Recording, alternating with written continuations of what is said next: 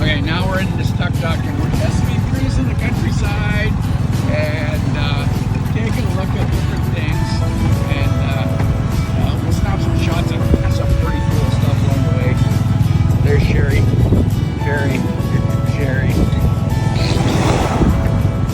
Who made me statue? And I'm all about statues.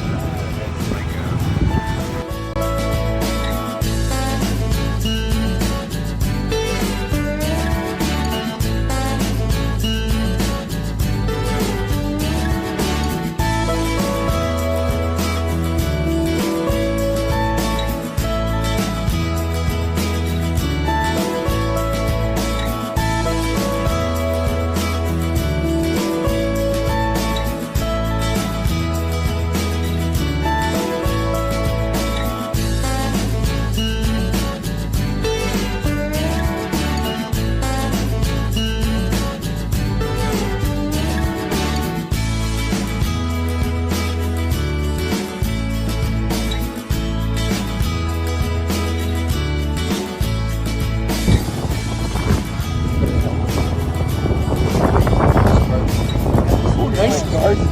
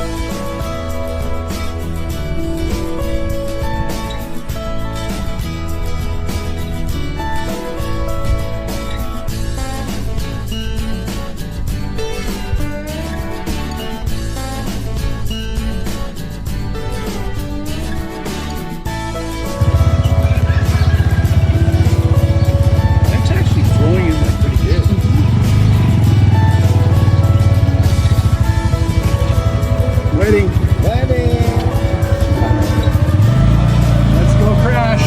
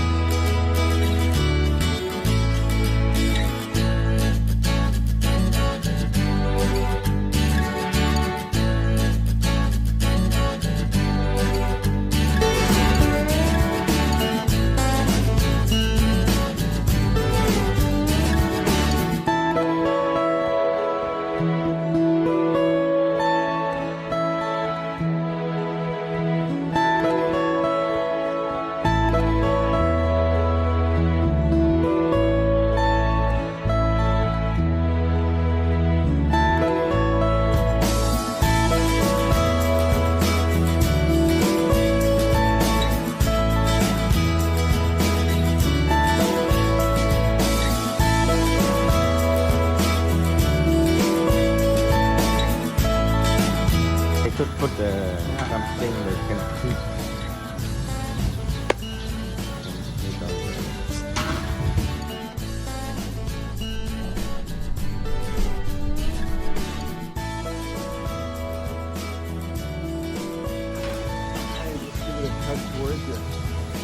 Instead of scarecrow.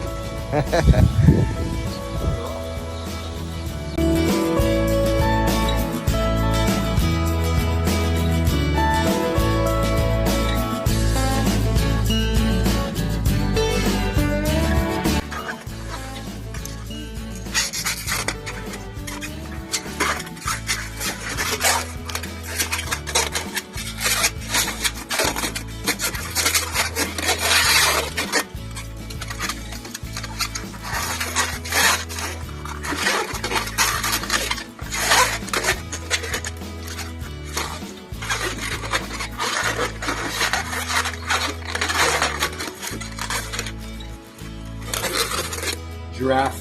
Giraffe. Yeah.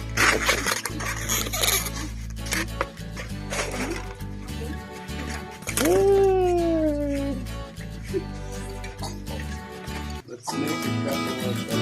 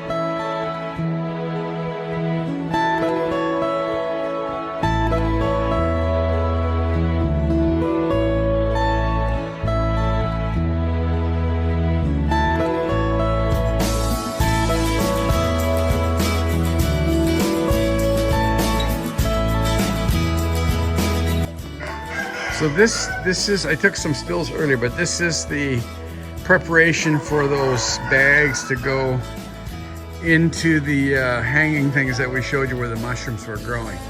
So typically these things get filled with some type of organic base. At the very top of the bag, a bit of spores is put in, and then it's capped with little pieces of paper like you see there. And then they sit here in this space for 1 month. And then after that, they get taken to those back things that I've showed you. And then they hang in there, and you can apparently harvest mushrooms from that side for roughly about 4 months, they say, and then they stop producing. And then you see the white that's at the very top of those things. I'll zoom in. That white disappears and the bag just becomes basically black inside the thing. I'm gonna turn around here in a second. Okay, now here, besides the rooster in the back crowing, this is the steaming thing. So they take and start a fire in the bottom here, and then they steam all that medium It's kind of like a bit of peat. It's some how do you describe it? Like coconut husks, rice husks, and that kind of stuff. And they basically they just kind of steam it up in there, and then they move it over, and then that's where they introduce the spores to it. And then, you know, there's a couple of them, and that's what it takes.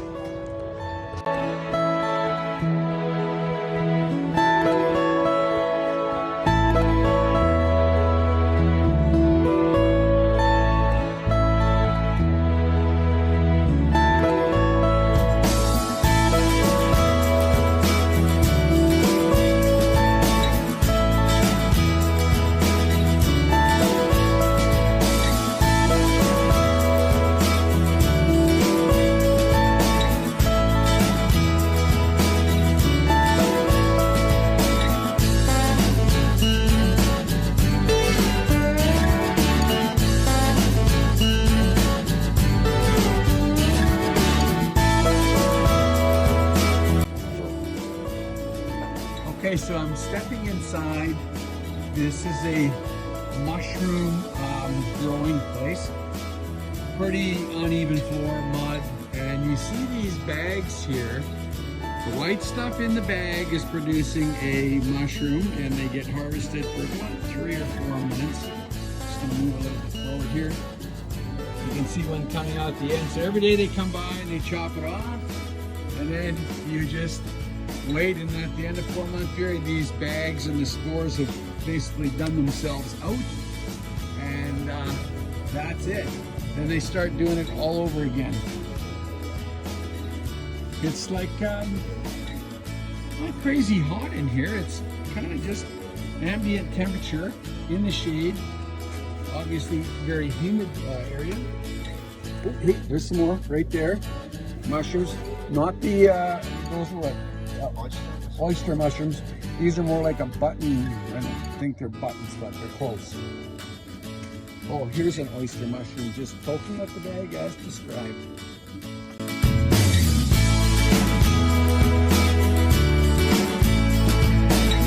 Here's the buildings that are empty of the sacks of mushroom spore waiting to be filled.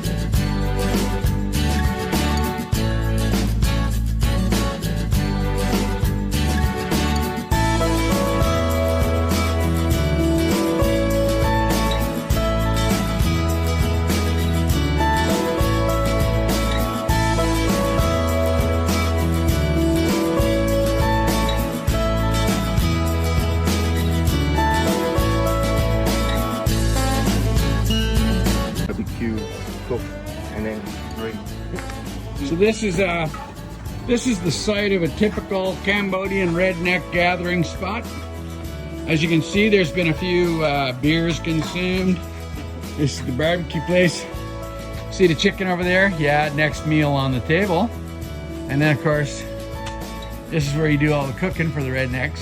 And you know, just a general chill place. Something is cooking as we speak, and it does smell really good. Sherry was the one that pointed it out. And then again, more mushroom stuff in the back. I can say with great certainty, Cambodia has the perfect growing humidity for mushroom. From the back. They also grow from the back when it's Look at how delicious those are. Oh man. I'd be like eating that if I could. Yeah, pretty hard to reproduce this stuff in Canada as we are cold and dry.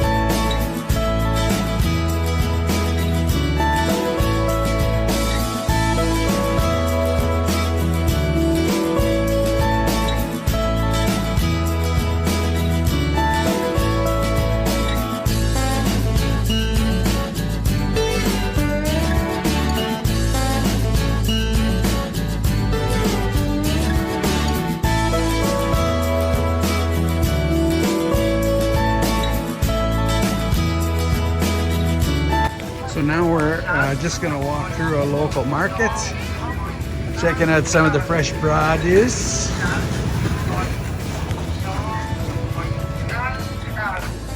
It's a little bit of everything. A little bit of pork, if you're inclined. Eggs, limes, fresh garden carrots. Gotta take a look at these. Oh, some snails. What do we got here? Peppers, mangoes, palm sugar. Betel leaves. Oh, they're actually quite big. Yeah, the betel nut. Betel nuts. And this one, the white taste from the seashell. Oh, that's that thing you were talking about. They chew with the betel leaf. Wow. So this is just the outside, and we're about to head on in.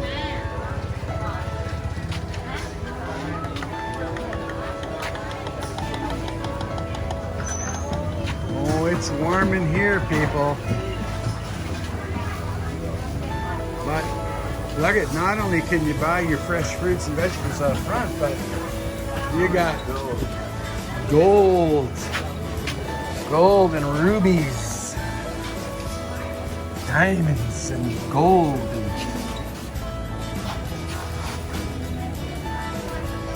Wow. That is just one universal thing. I gotta ask this question here though. I'm curious about the price for that one.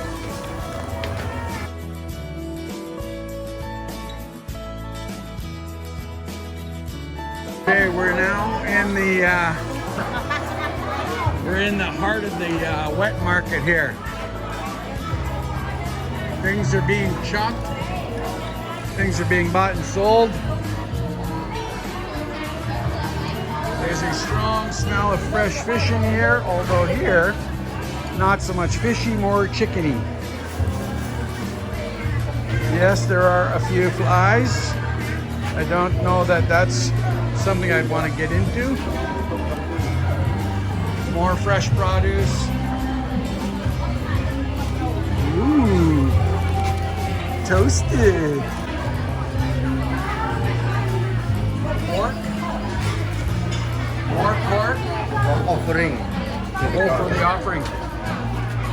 This is an offering to the gods, not to be used for head cheese. After the offering, What is that? this one, Anissa Yagi. The kilo go na. Yeah, the pork. Oh, just pork. Dried. Oh, look at that. Got some bacon belly there. More chopped and ground. That there's pork head split. Yes, soup. It's a top. Pork tongue.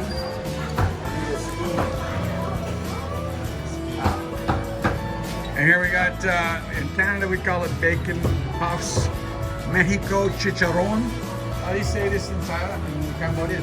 Sabay churuk. Sabay churu? Yeah. Sabay churu. The skin of the. Yeah. More sausage. Is this sausage hot or hot? Spicy. Yeah. No. Sweet or? Yes. Is it ready to be eaten? Yeah. I'm gonna get some. Are they both the same? The same. One's more coarse. One is more fat. This one's fat, and Yeah. it's less fat. Okay. So I'm gonna want a string of that less fat. It's cooked? Yeah. What has to be cooked? Oh, okay. Sorry. I don't have any means of frying it. Thanks though. And there we're just chopping up the really nice the lard. Inside of the pig. Yep. Right? Ooh, some ribs.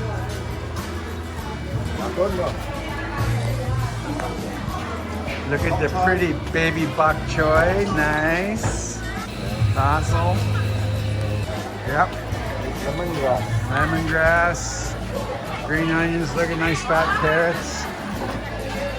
Oh, I smell spicy now. Hello. fermented fish paste. Oh, okay. Yeah, very strong smell. Just ingredient in it. Fermented fish paste. Haven't had that. I've had shrimp. Amok also use it, but they use less. Yeah. Spring rolls. Yummy, yummy. Banana salad. Oh, that's the banana flour. So that's the banana flour to make banana salad. Cabbage. Oh, that's thinking. Here's the beef market. Eels and fish. Vegetables, some salted dried fish. I'm not sure what that is.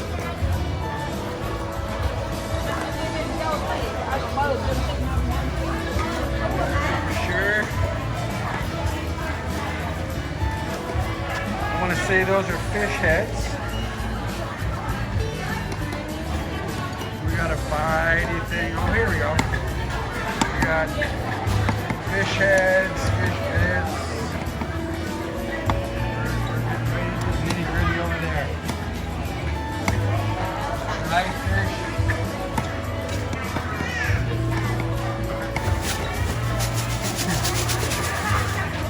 Maybe she's shooing me away.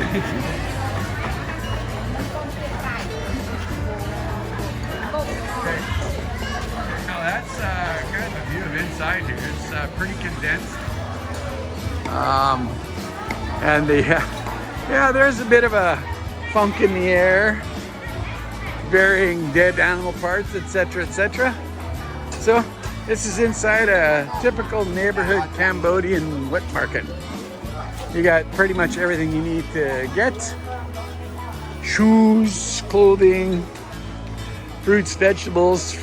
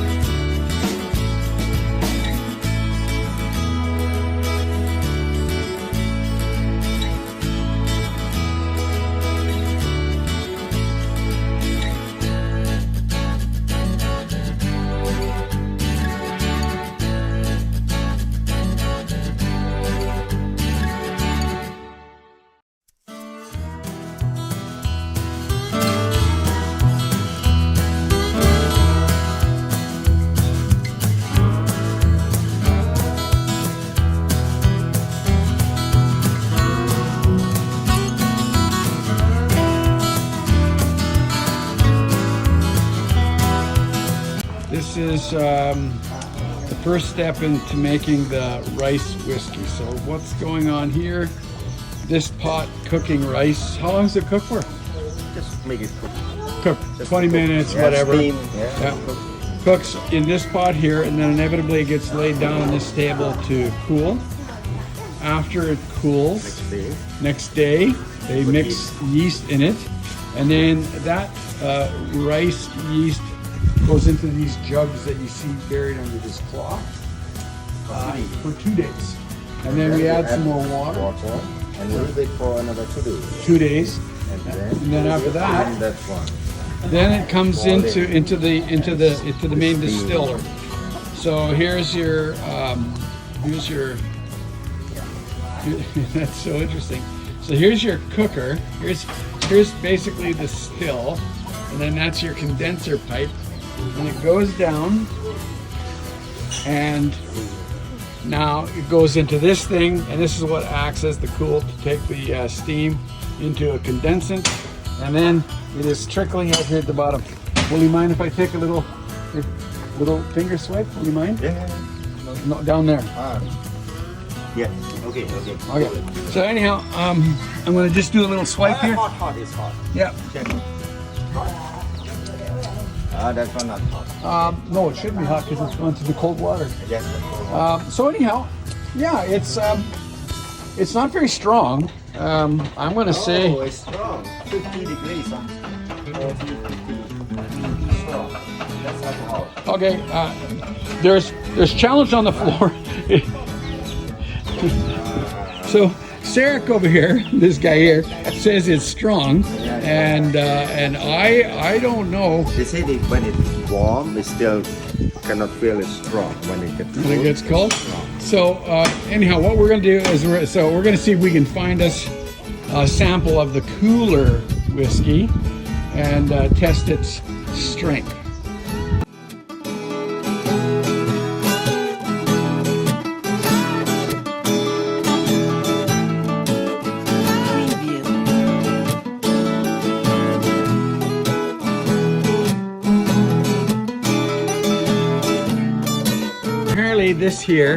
This is the stuff. This is Cambodian rice whiskey moonshine, and then you can get it with varying things left in the jars, some lemons and whatever. Those are obviously some bananas growing in there, coconut, pineapple, so we're gonna sample a couple of sips of this.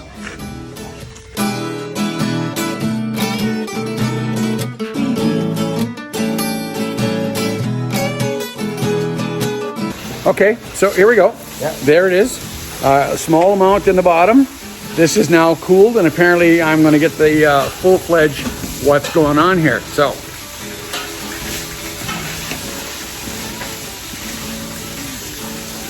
yeah, okay, so then I stand corrected. It's more than wine. It's going to be something like 45-50% volume alcohol. It's got the thing of like a rye whiskey at this point. But I don't think any more than 60, which makes perfect sense in that kind of a still. So this one with the flavor. All right, it's good. So this is the Longan. This is the banana longan. Sweet.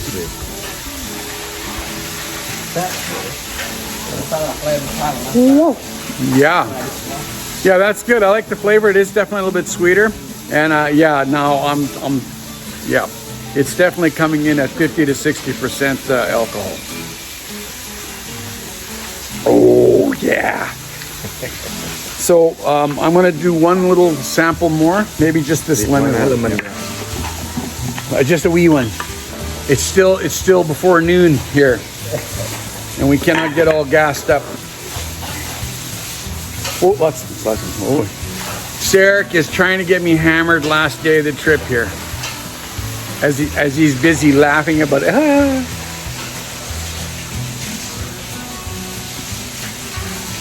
Well, you know, I'm not a big fan of lemon, but I think I would prefer the banana one overall. But the straight stuff is actually straight up just good, clean moonshine. Nothing wrong with that.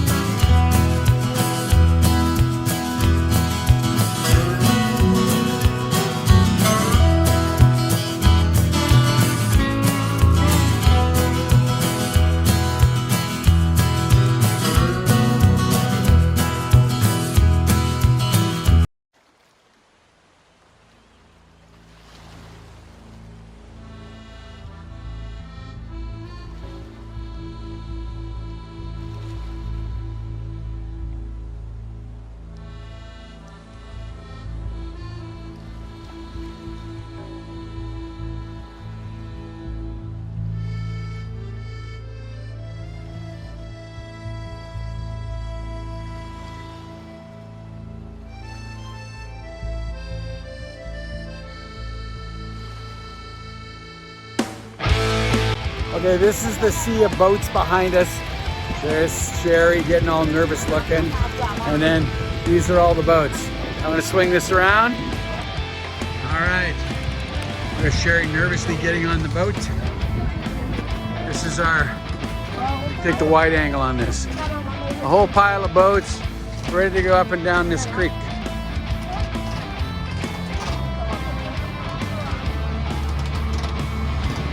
We gotta go inside that tiny little hole there.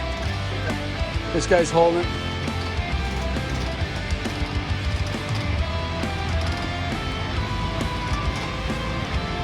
Tricky little thing to get in. Hang on to the boat, son. Okay, it's my turn.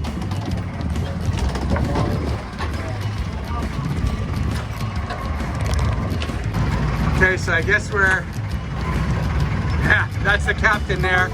Yeah.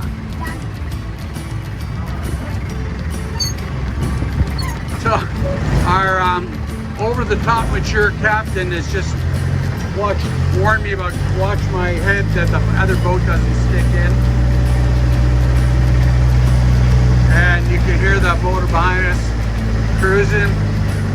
Captain reaches up, grabs his cell phone. Probably got some hot chicks just waiting to hear back from him.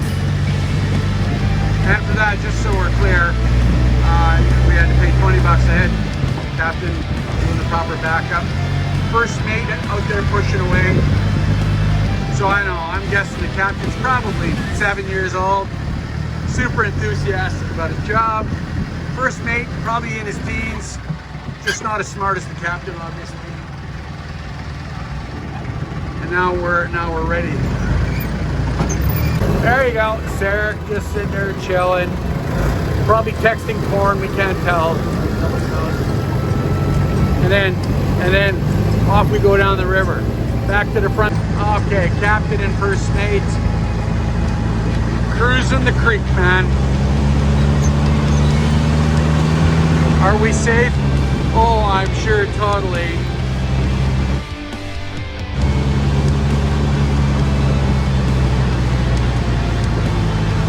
I mean, you gotta admire the fact that the captain is constantly looking back just to see how we're doing. And the first mate. Okay, that's it for now.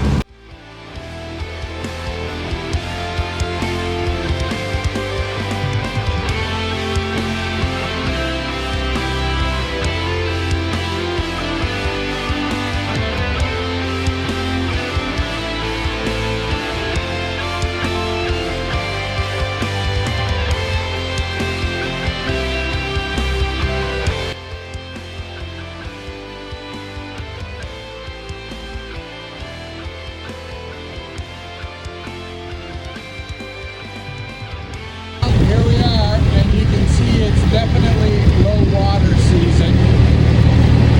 Mud marks where the water goes up to.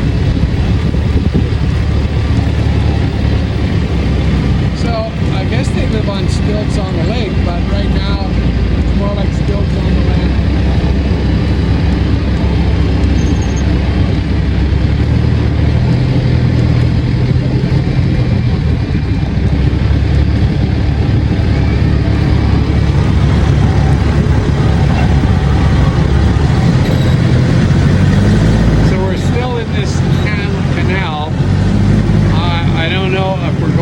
To the lake itself, or we're just going to cruise through these canal areas. I'm amazed at how many boats are on the river level like that, and how many fishermen are standing in the water throwing their small circular nets.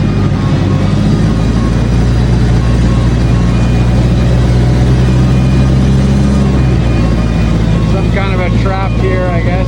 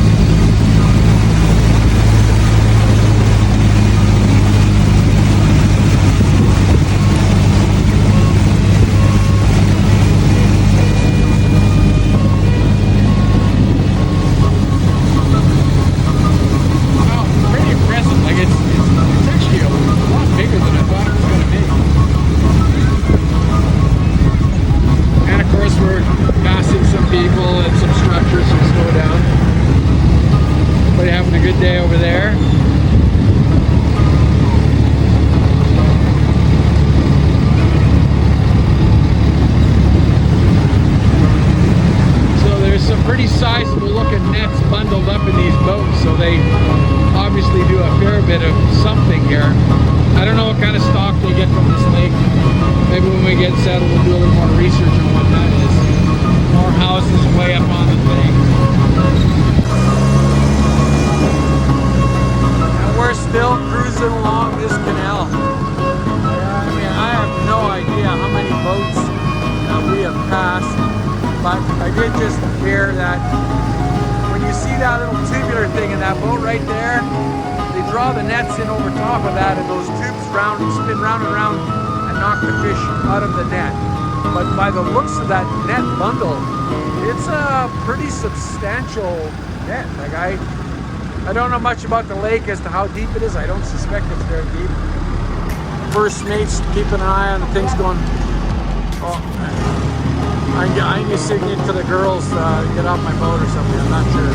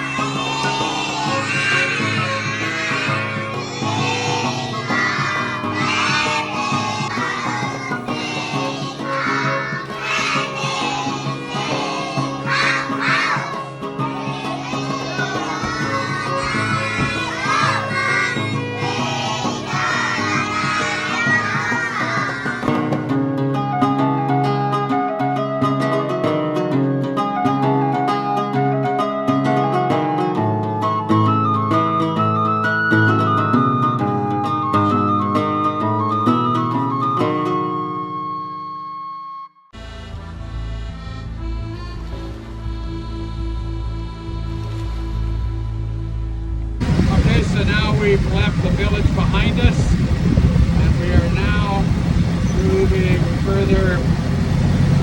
Let's just say it's downstream because I think we're going to the lake. But somewhere where there's no longer any development on the river anyhow. And apparently this is the right time of the year to be fishing. I'll show you some pictures. We have little trips catch here, and then they dry them up in the sun, and then they put them on food as condiments, and they are most tasty. So there you have it. We're at the headwater of the lake, and I would call that a mangrove.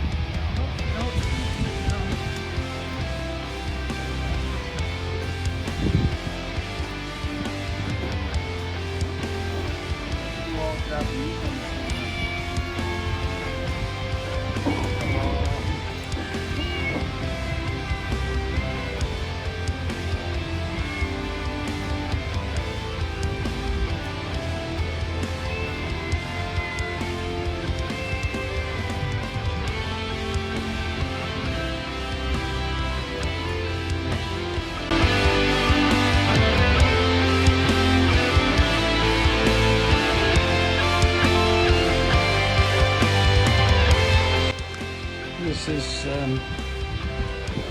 what's this? This is the floating thing with the park. Remember we were out there and that road. Basically, just a big floating restaurant, waiting for thousands of Chinese to get here. And then they have this novelty attraction of crocodiles below.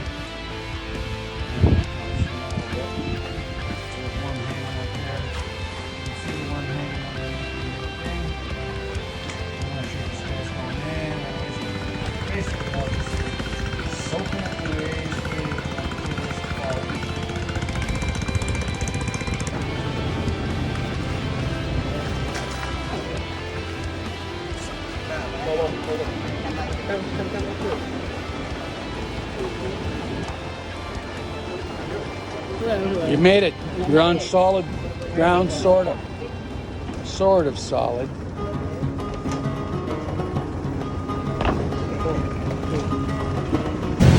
Okay, we're heading back. Fresh crowd. Big load there. And now we noticed too that now the boats with nets are heading out. Through a little boat of customers there. More. Feels kind of fun doing this.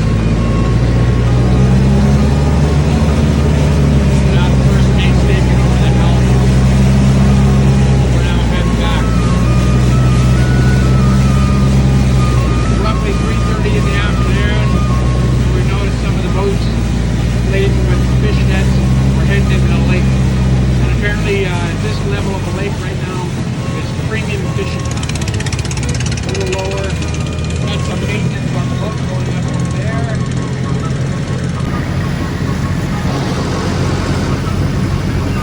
Bit of a fixer-upper. House up on the stilts.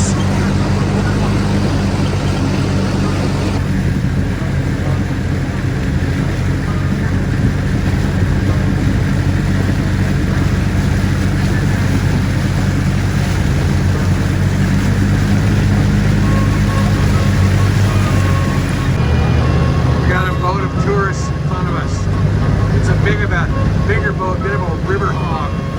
Maybe we can overtake it. Oh, there's a guy taking my picture. I'm going to zoom in.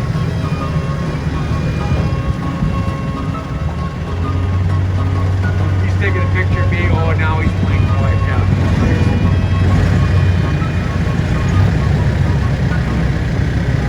Spitting up stuff.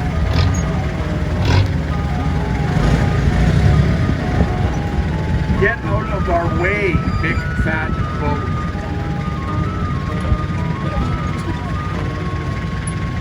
Yeah, I know our captain's just crawling up his oars here.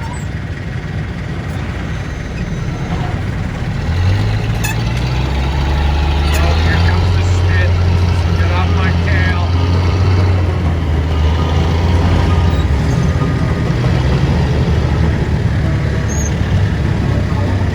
The young lads are just getting impatient. They want to overtake them.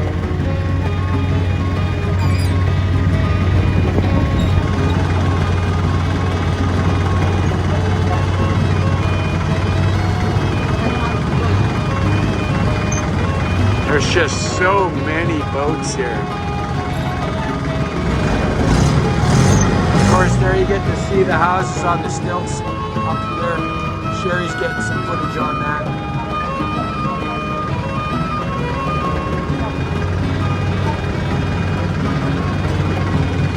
Firewood.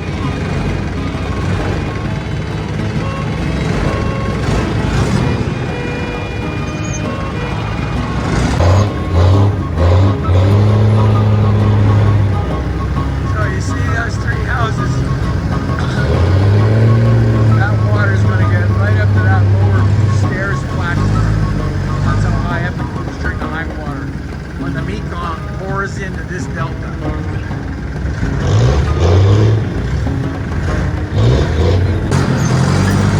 Okay, we're now just cutting through the last end of the fishing village.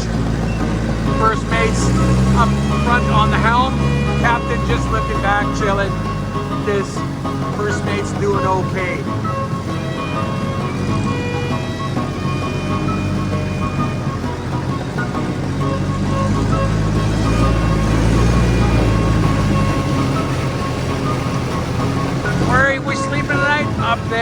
No. Rounding the corner.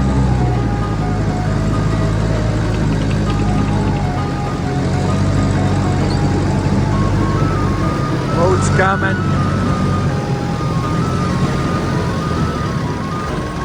Bilge water pump just pumping.